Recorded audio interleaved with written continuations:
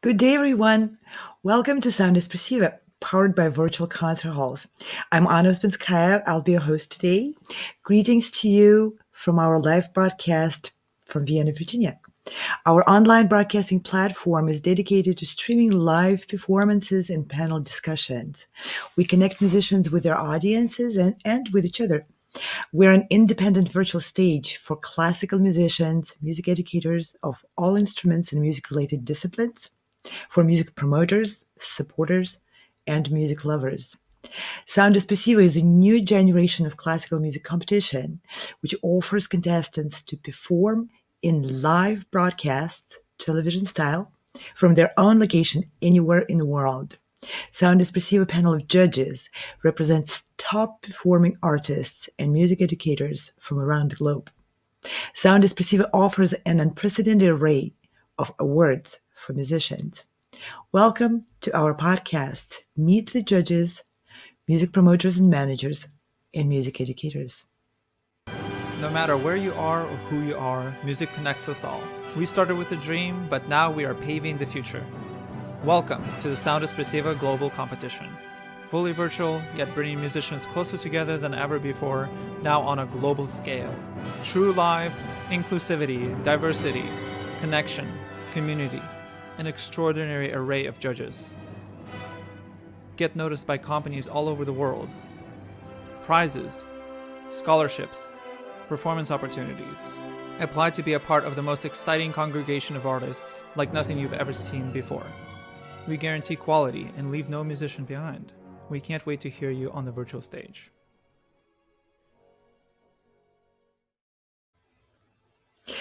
Today we invited flutist Elizabeth Mann, one of Sound Espressivo distinguished judges, who is joining us from Manhattan.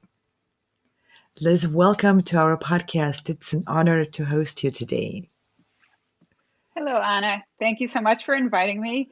I'm really thrilled to be here, and I'm just honored to be part of this whole program that you've been presenting to the world. Thank you. Thank you. And Liz, you are a renowned performer, an established recording artist, a chamber music collaborator, and an orchestral musician. You're a very respected and sought after teacher. You recently joined the faculty of one of the U.S. best conservatories, Mann School of Music in New York City. You collaborated with some of the most influential and respected artists, chamber groups, orchestras, music organizations. You're always invited to teach and perform at the greatest music summer festivals. I just started to name a few things you've done, and you're doing them on a regular basis. But today's situation, of course, is a devastating circumstance across the board for all who are working in the performing arts and education and everywhere in the world. I'm sure your performances, like many of us, and your teaching and your concert travel plans and the competitions which you judge, summer programs, everything had been disrupted. So many people around the world are now looking up to musicians like yourself with established career, productive, creative, and empowering musicians for encouragement and actually a lot of times for practical advice about what is it we should be doing now. That's a good question, Anna. I've been thinking that a lot myself. As you know, I think we were just talking how I think my last concert was on March 5th at Carnegie Hall with the Orchestra of St. Luke's. And we were all tapping elbows because we were ready, nervous about touching one another. And then all of a sudden it stopped. So, from where we were all coming, especially those of us who've been performing for a long time, I think our bodies were in shock and scared and paralyzed. And it's been a process for all of us. And it's been a learning process for those of us who teach to how can we help ourselves, and then how can we help our students, and what should we be doing? I think the first thing that I found was helpful for me was to start reminding myself why I played music. I remember I couldn't pick up my flute for a while, because I was like, why pick up my flute? And then I heard a recording actually of Orpheus playing and some of my colleagues. And I kind of got inspired to start practicing again. It was also helpful to know that my students were looking to, for some guidance through all of this. And so it took a while at the beginning to just kind of ask, how are we going to get through this as Mhm. performers? And I found that it started to get back to basics, start practicing, start playing, and then, of course, start learning about the internet and how to perform and all of the vehicles for students and Zoom and everything. And that was it's been a learning curve because I come from, being taken care of, I guess. I'm grateful for what I've had, being in Orpheus and St. Luke's and my different groups that we have record producers, we have recording engineers, we have people helping us, and think of the students who don't have any equipment at home. So um, I think it's been a learning curve. I think that's the biggest thing. But I am inspired by students more than anything, how they just want to do what they love and find ways to do it. So that's the biggest thing, is just re-falling in love with playing and knowing that we will get through this and we will always have the arts and we will always play music, and we will maybe even through this learn um, some things that we needed to learn about performing, recording, and getting our music out there. So it's been a real journey. Yeah, I can totally understand what it means for established artists to be taken care of when in regard to all the technology which is involved with recording and even performing in a concert hall. We take it for granted that there are ushers who help us to our green rooms, and there's someone always there who will announce, okay, in 5 minutes you're on stage, and then someone is going to show you how to get on that stage without breaking a leg in the darkness of the backstage of the Carnegie Hall, and so forth. And we've grown so accustomed to taking that side of our profession for granted.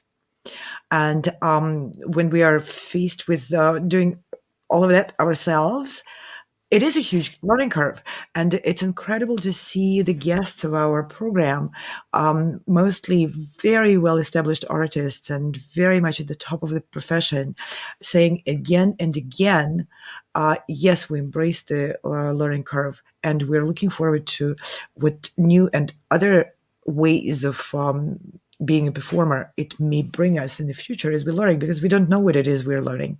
We're in the process. That's incredible to hear from you, especially given the background. You didn't have to learn any of it, and now you're learning it, and you're smiling, which which is incredible because I'm learning it too, and it's not easy. It's stuff which is No, hard. it's not easy. And I mean, I can't tell you how many times I've screamed at the computer or at the microphone, or when I just haven't been able to figure out something. But the other thing is there are resources, because we can't all be great recording artists, and so there are people to reach out to. Students can reach out to their teachers. We as teachers have resources that we've been reaching out to, like, what kind of microphone should I buy? What kind, am I supposed to get a ring light for better lighting? All of these basic things. And then, of course, just, I guess for me personally, it was an opportunity to ask myself questions like, what should we be doing? What do I want to be doing? What should my groups be doing?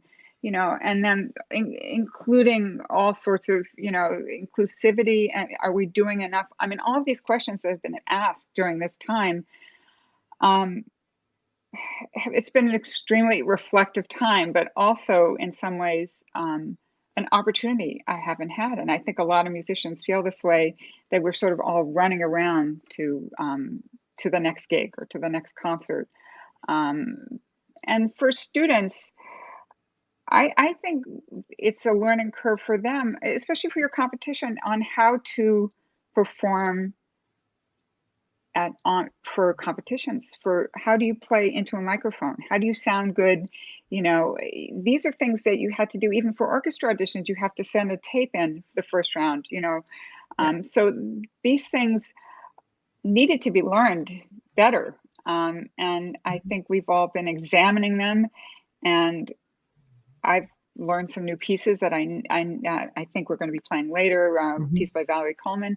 So it's also been an opportunity for me. I'm lucky enough to be in groups like St. Luke's and Orpheus, where they really have always thought outside of the box, I believe, Mhm. Mhm. So, Yeah, yeah.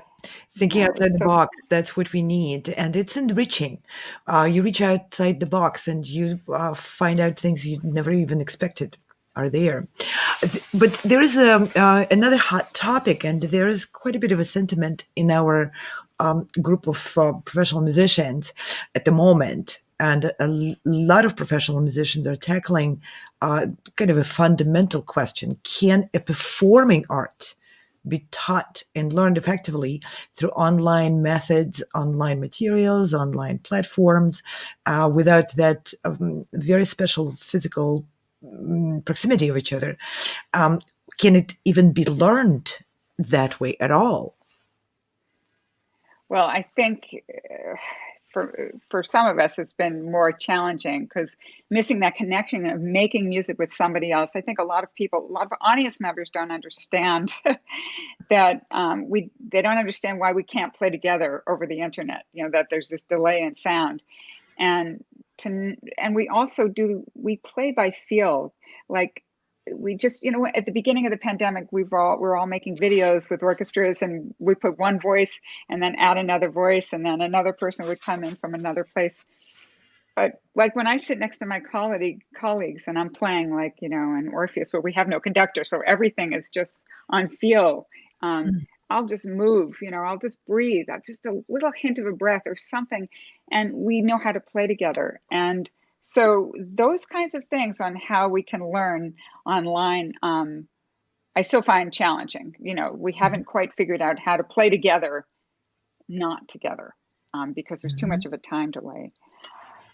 Yeah, the But latency had been a besides, big problem. Yeah, but go ahead. besides that, there are many things that can be done, and that's, obviously competitions, recording, adding voices onto your own recordings, and there are a lot of creative ways that I've been learning about, and I think that it's been very illuminating to the classical music world in particular, that Mhm. there's a lot of things that need to happen moving forward. I think, anyways, once the pandemic, blessedly, we get through this, Hmm. Yeah, absolutely. And it's incredible. There is a strong sentiment, let's just sit it out and wait for things to come back to the way they were before. But we hear from the leaders of our profession, let's not do that. First of all, we don't know when that future is going to come, even if it comes to exactly how it was before. That is not a next week future, and it's not the next month's future. And the next week and the next month is our future as well. And in that future, we can still do something productive, and we can still stay creative and positive, and continue to be be put out the artistic output which we learned and trained ourselves to do. We hear that from just about every guest who comes on the platform, regardless of the age, and that is really a very telling, very telling thing. We are striving to kind of overturn the pessimistic look on that. But still, for many young musicians, it is a very practical, upfront question, especially for those who are in college currently. and there are new wave of lockdowns and lots of circumstances which are really screaming in their face. Performing arts is at the crossroad at the moment, and I hear from my own students, my own former students, that young musicians who are currently in top conservatories in the world are considering that they may have chosen a dead profession or a dying profession as a performers. How do you respond to that? It's interesting. I mean, when I went to Juilliard some 30, 40 years ago, I was told exactly the same thing. that That is interesting. that classical music is dying, and this is a crazy profession, and you shouldn't be going into it, and it's the end. I was told that 40 years ago, and then I heard it 30 years ago, and I heard it 20 years ago, and And you just heard it I a minute ago, disagree. right? just I've heard it my whole life that it's a dying field, and there are things that are dying, and in the death of things like the environment, there's regrowth, and I believe that for the arts. I don't believe that, if you look at the history of the world, the history of music, and the history of arts, and the history of the flute alone, from the panpipes to the modern flute to the, all of these things, there's evolution, and I don't believe if we have awareness and try to take care and nurture our art and nurture the country and nurture the environment, all of these things, that we will find ways. There are lots of things that have died. I mean, I'm a New York musician who has watched the studio industry die, although now I think it's kind of come back, ironically, through all of this from the pandemic. So I don't believe at all for a minute that things are dying. I think things are changing and evolving. I've always been that kind of thinker. And I get upset when people are like, oh, it's art, the arts are dying and this and that. It's always been difficult, making a living as an artist. It's just never been easy. And I've always said to my students, and my teacher, Julius Baker, said, if you can't live without it, that's what you should be doing. If this is what you have to do, if it's your passion, it's what gives me joy. I mean, I sound like I'm preaching here, but it's been what's given me light and life and connection to people and emotion and all of these things. I mean, it's like, I hate hearing myself talk about all this, but I really But it's feel that important for people to hear that. I mean, I've gotten so much joy, and I've watched my students get joy, and and and pain, even suffering is in the arts. All of these things. It's about you being human, and I don't think that's going to die. It's like if you give up on the arts, you're giving up on your soul. That's how I really feel, and I've been grateful to have music in my life and the arts in my life, and I continue when I teach to encourage them to find their voice, and everybody's voice is not going to be the same. Some people, whether they play an orchestra or they're not, or they're good at recording, or they're good at doing it's a learning curve again. And I've sort of found that oh, can you hear me? Yes, yes, absolutely. Oh, good. Oh, I just my Everything's good. ear pods. My ear pods made a funny sound, like we're running out of steam. So I may have to get off my ear pods. Technology. So Yeah. Well, I you always deal with struggle it. with technology, but I will say that the long and short answer is no. I don't think the arts are dying. I think it's a difficult field at times, but it's so many. It's my colleagues are such an inspiration to me. My students are inspiration to me, and um, it's a difficult time. And there's been a lot of soul searching through this. Like, do we just retire, us older folks? I mean, it's because it's hard to practice when you don't have concerts. But that has also it's changed. It's been a very, as they say, a fluid situation. I've just did a live streaming last week with St. Luke's, Orpheus a couple of weeks ago, outdoor concert we did. So, and we went indoors. So we with masks or COVID tests.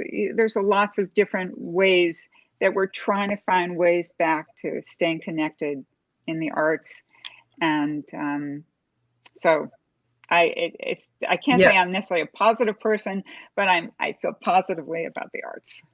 Yeah, yeah. It's the connection which had been there forever, and musicians always struggled. And you're right. 40 years ago, we heard that classical music is dying. Choose something better for your job, and I believe musicians heard that 100 years ago. And 200 years ago, and the music and ways of communicating through music only evolved since then, never died. So we are going to evolve, and we are going to be an active part of making that evolution happen. We're going to find the new ways, and we are going to improve those new ways, and they'll open up more horizons for musicians and connection and artistic expression.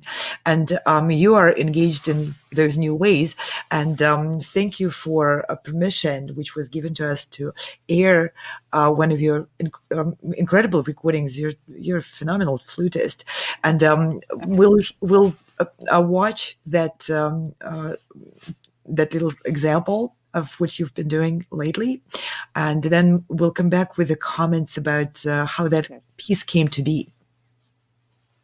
Okay.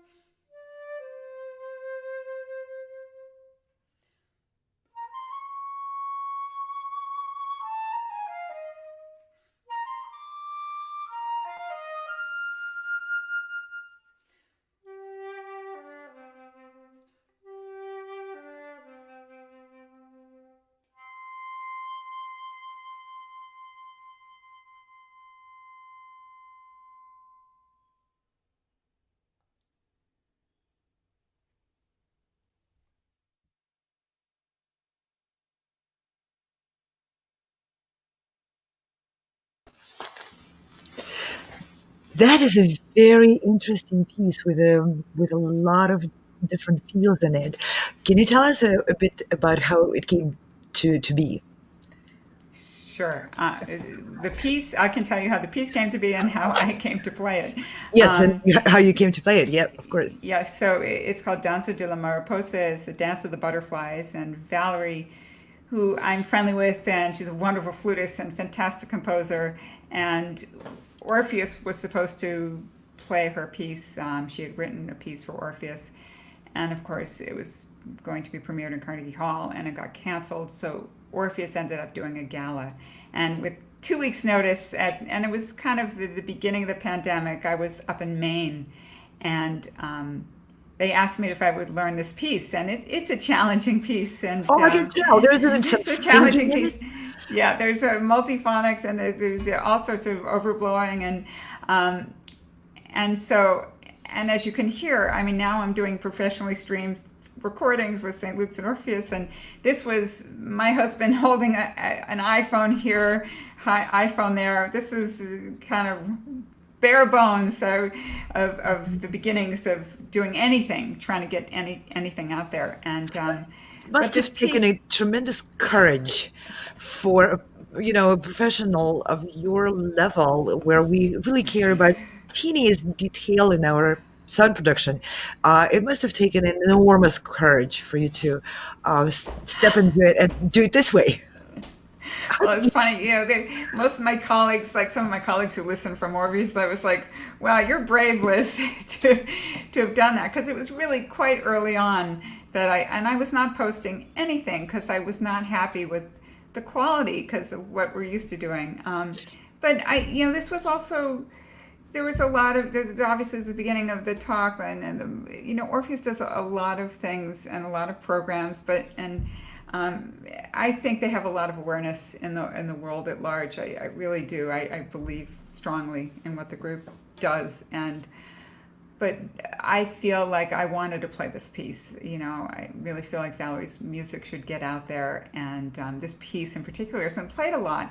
So I was just I was going to learn it, and I was never thinking I was going to actually allow them to post it, but I was encouraged to do it. And originally I was up in Maine and I was going to try to record it outside because we had a lot of butterflies in the garden in the back. And so we were with the phones outside trying to record it, and we thought it was so cool to have the butterflies around and everything, but the cameras kept falling over and it wasn't meant to be. So these are the things that I'm encouraging us all to just experiment with. It doesn't mean that you have to be the best. That's what's really difficult, as Anna, you were saying, Yeah. is that we just have to keep trying and try to live up to some sense of what we love to do. I think that's the most important thing.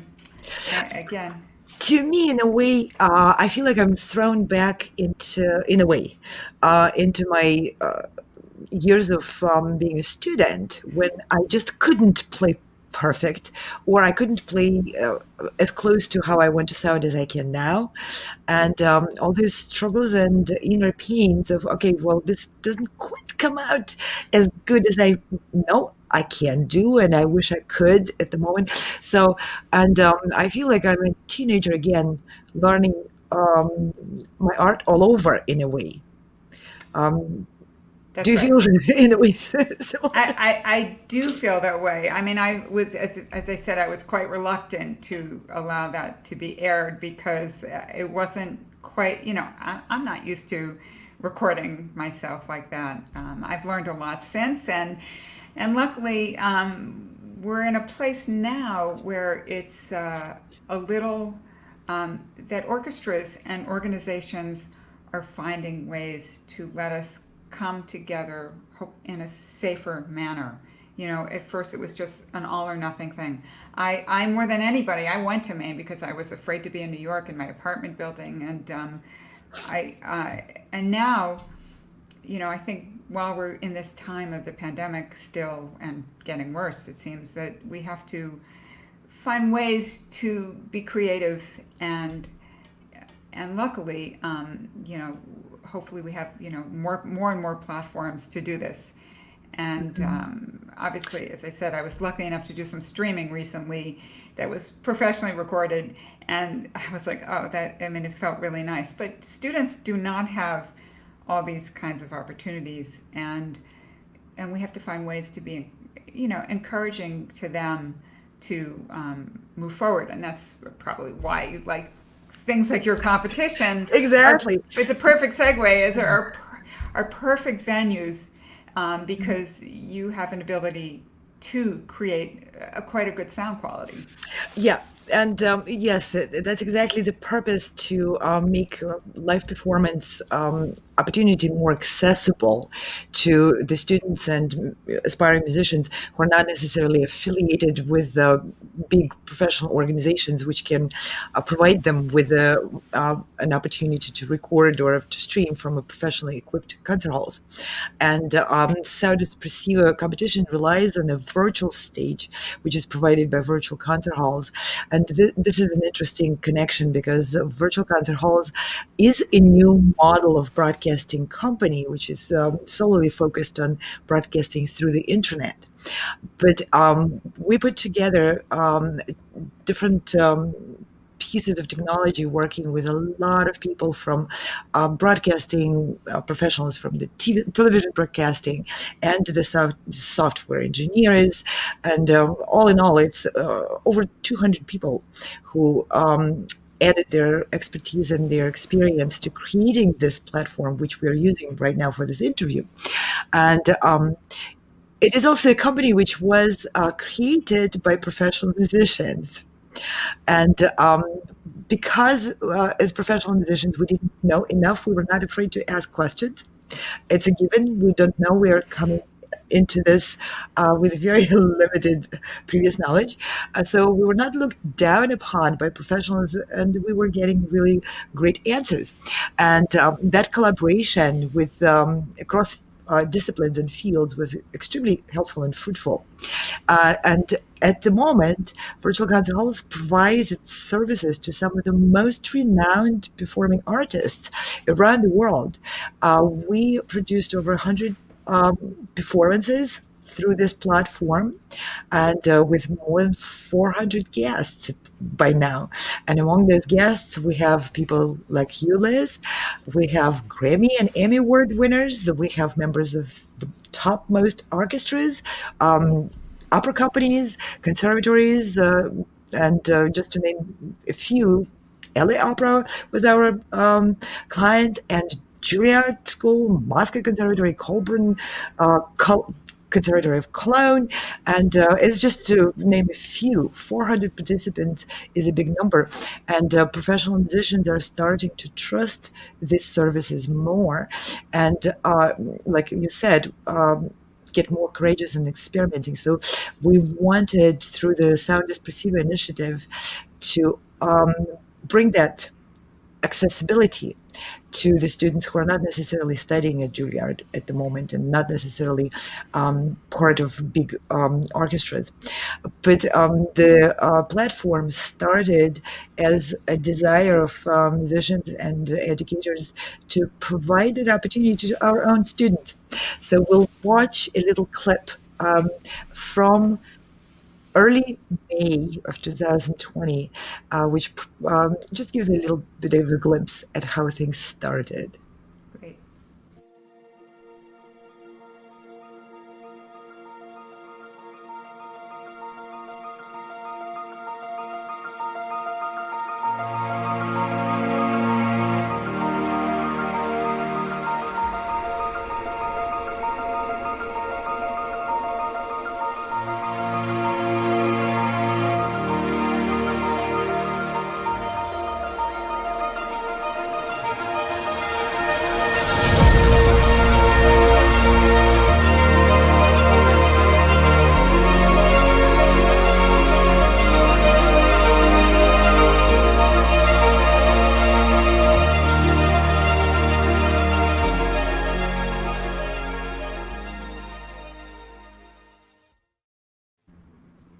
As you can see, these are images from live streamed students' recitals from early May. And of course, our ability to um, work with the platform and produce those shows and the technology itself had taken huge leaps forward since just a few months ago. Um, how do you perceive the sound espressivo competition can be more helpful and more supportive of musicians? I think, as we were just discussing a little, we need vehicles right now. So many of the students, I mean, I know from little experience that Mann is doing a wonderful job, and all my colleagues who teach at schools, they're really doing such incredible work. But it's different, in this platform because you are solely out here to help the people who are looking for platforms and for a way to perform. And also, I think it's very good for students to have this opportunity to play in this situation where they need to put themselves out there. I think there's so many, everything's been shut down. So this is the concert hall. This is now the world for now. It's not forever, but it is for now. And so I've encouraged my students to apply, and what's so nice is that there's all age ranges, so you don't have to be, and all instruments and composition. So it's really almost for anybody. It's not like so many competitions. They're so competitive, as so to speak, and it's not to say that the level will be lower here.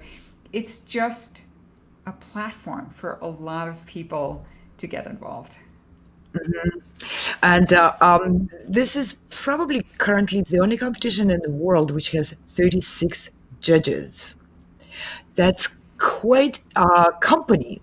And I must say the response and desire from top musicians to add the energy, to invite, to open our arms and embrace everyone who can connect their computer to the internet and um, just play, just put yourself out there. Just like you said, it's enormous amount of energy.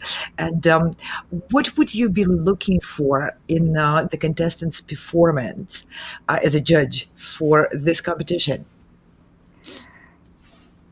I think the key is to be, it sounds cliche, but to present yourself as you see yourself. So, we're not, we always tell our students, record yourself. I've always tried to record myself, but now we're listening to ourselves all of the time, because everything that we put out there, even for lessons, uploading their what they're going to play for each week, is going right out to. So we all have to be our own students, and that's what the students we all have to be our own teachers also. So we have to learn to teach ourselves, right now, and learn how to keep a sense of quality through everything. Like everything is being heard under not quite a microscope, but it's different than playing in a concert hall.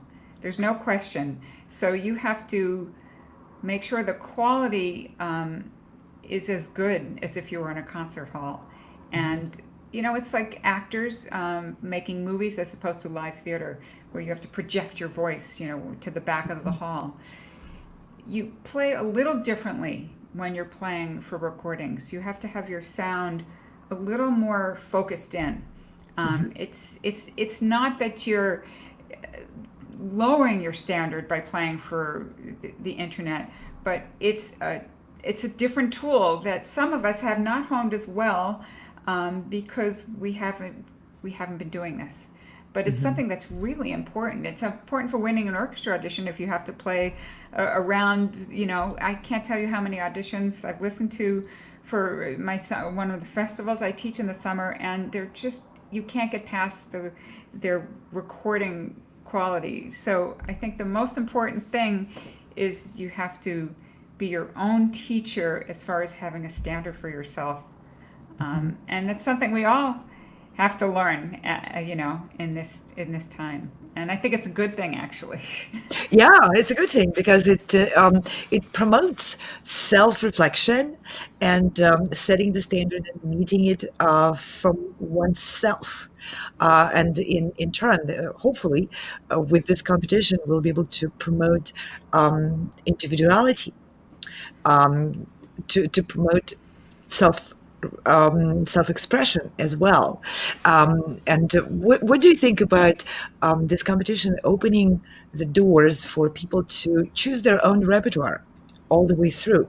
For every one of the three rounds, we don't prescribe any repertoire. We tell musicians pick the pieces which represent your personality best, and they can even change the repertoire from preliminary round to the nominations round and then to the finals.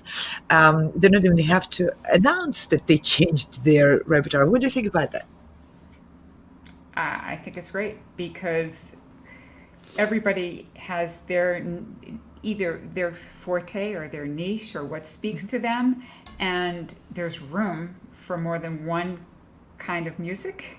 And in competitions in the past, it's always you need to play your Bach, you need to play your Mozart in one contemporary piece, and you don't necessarily get the best of people. You get the best of a certain kind of person who plays a certain way for that kind of music. And I think in this way, it really opens up creativity. And in a good way, because a lot of people in the past were not competition kind of winners. And I think that it was sometimes limiting. It's wonderful to win competitions. It's fantastic to be able to do that and reach the highest level. But in this way, you can be more inclusive to all kinds of talent, all kinds of music, and the key is judging. How do you judge apples to oranges? But I think it's okay. And also in this competition, there's not just one winner. So you can have apples and oranges. And we're in a world today where there should be, diversity of music, of everything. So I think it's a great thing. Yeah, and you will be sharing the panel of judges with pianists and harpists and string players and singers, opera singers, and also with composers and conductors. And it is quite possible that there will be, let's say in the nominations round, there will be a panel of judges consisting of you, a conductor, a music critic, and a pianist. And then there will be a violinist coming in and applying to be considered for a nomination in the category of virtuosity. Do you believe our judges are going to be able to handle that without killing each other? Well, I play in the Orpheus Chamber Orchestra. I don't know if you know what that's like because we have no conductor, and it's democratic, and we all have to find ways to come together and make decisions. So I've had a long history of practicing how you deal with this. This is just life. You have to find. I play in one of the groups I play in. It is a democratic orchestra, and how do you make decisions that way? How do you actually find any cohesive interpretation? So yes, there are ways to do it. It's not always easy, and sometimes we do want to kill each other, but at the end of the day, we're all trying to get to one place. It's for the good of the music, so it's for the good of the students. So of course, and sometimes you have to just keep your mouth shut and fight your other battles. So yes, I mean this is how it works. But it's going to be really, really, for me personally, I can't wait for nominations round of this competition because we will have the decisions made by the panel of judges in collegiate form. And I don't know how about you, but for the past 10, 15 years, I've been on so many panels of competitions where nobody wants even to hear our opinion at all.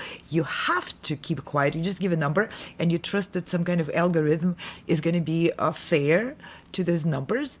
And it's just so unnerving and so I feel like it's dehumanizing both the contestant, I mean, all contestant, the composer who wrote that piece, and us as the judges. We can't converse with each other, and I understand why, because people are trying to get away from somebody influencing someone else for their own selfish interests. But I think it's undermining our devotion to the profession. In the panels of judges where I was judging, majority of people were not trying to push through some contestant for selfish interests. And so in this competition, we're going to have those free discussions between the judges.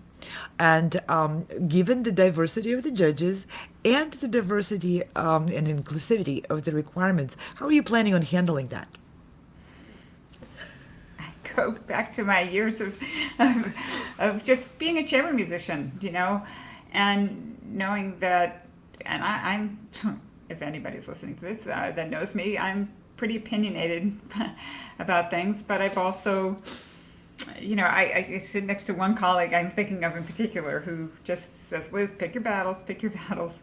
So, I mean, obviously there's ways to discuss these things, and I know several of the people on your panel, so I respect them, and you just have to treat everybody with the respect that and let them say their 2 cents. So I do think it will work, and I just don't have any doubts that the process will be okay. Democracy. Democracy is not easy, but it's good. And that's right. We won't go there today. No, not today. Now, the contestants are encouraged to name categories they would like to be nominated into. And there's an understanding that they may or may not be nominated for those categories which they picked. The judges panel may pick a different category or may nominate into one. But to make this complicated thing simple, contestants come to, once they pass the preliminary round, they come to the nominations round, and they're looking to be nominated, let's say, in category of virtuosity, program, and music ambassador. But then the panel of judges in a nominations round has to make a decision to nominate them for one. So just give our contestants some idea what to expect. Again, I think you have to, it's like when students ask me which piece that they should play for competitions. It's always such a hard decision how you decide, especially when you, because half the pieces are decided, but then usually you do have some choices. I tend to say play to your strengths, so you have to really examine, you have to be honest with yourself on what you think your strengths are. And this is something that we all have to try to be honest with. And it's a good thing it helps you decide what you want to do in your career path, So as I said, I'm so impressed. I'm so impressed with the students out there and the productivity, what they're doing these days.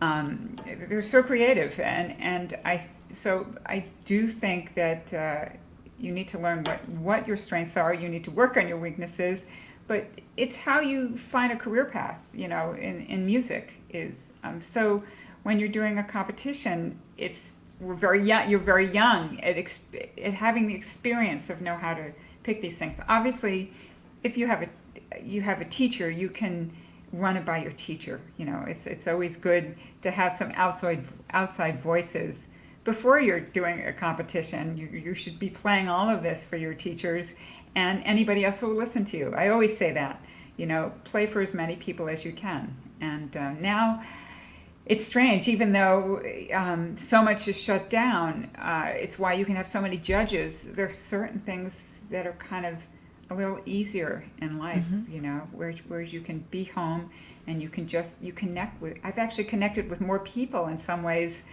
just because we want to stay connected.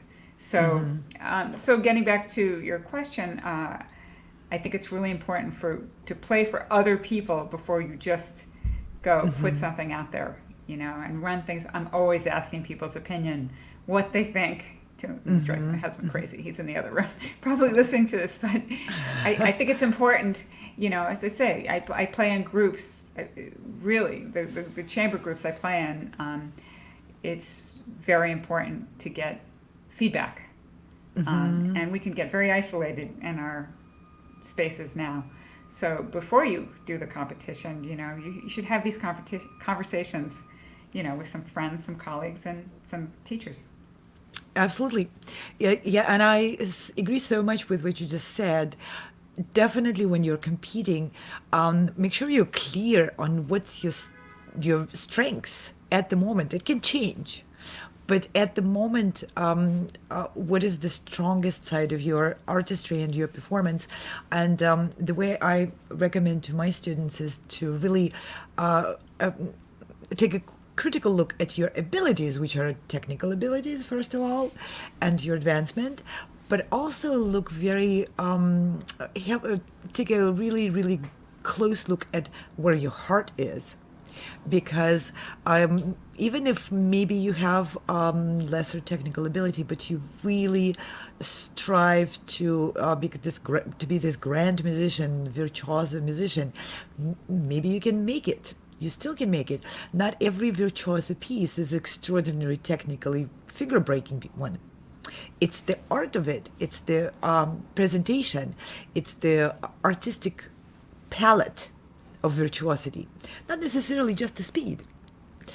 There's a lot involved in there, and these are really good advices. And Liz, this is incredibly encouraging what you're telling our contestants and our judges. I hope the judges are listening too.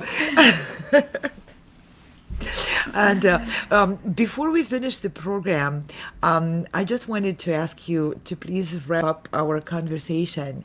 And if there's something you would like to pass on as a summary or a statement message to your colleagues and students and just people in the music field, if you don't mind, I would like to put you on a solo and just give you this opportunity to voice your thoughts. Okay. Thank you. Sure. I would say that it's about reminding yourselves why you're a musician. I found in the pandemic that I've had a lot of time to reflect, and it took me a while, but it made me realize that I love my colleagues. I like playing music, and I like being involved in the arts. I find it's the closest way to feel happy and find some humanity in the world. And so I encourage you all to keep going. There are times that are difficult. I struggle too through the challenges of not all being together.